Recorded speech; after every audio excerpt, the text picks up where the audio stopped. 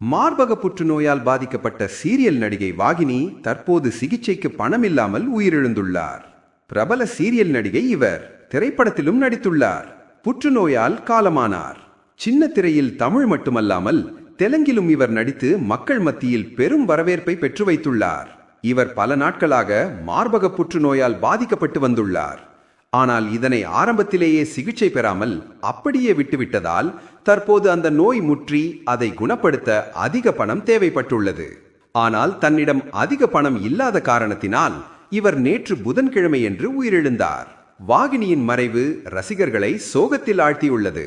அவரின் மறைவுக்கு ஏராளமானோர் சோசியல் மீடியா பக்கத்தில் அவர்களின் கருத்துக்களை பதிவிட்டு வருகின்றனர். இவரின் பல உறுப்புகள் இந்த புற்றுநோய் காரணமாக செயலிழந்துள்ளது. இதனால் ஐசியு மற்றும் கீமோதெரபி சிகிச்சையால் மருத்துவ செலவுகள் அதிகரித்தன. சிகிச்சைக்கு ரூபாய் 35 லட்சம் வரை செலவாகும் என மருத்துவர்கள் தெரிவித்த நிலையில் வாகினியிடம் பணம் இருக்கவில்லை. கராத்தே கல்யாணி உதவிய போதும் பணம் போதாமல் இருந்துள்ளது.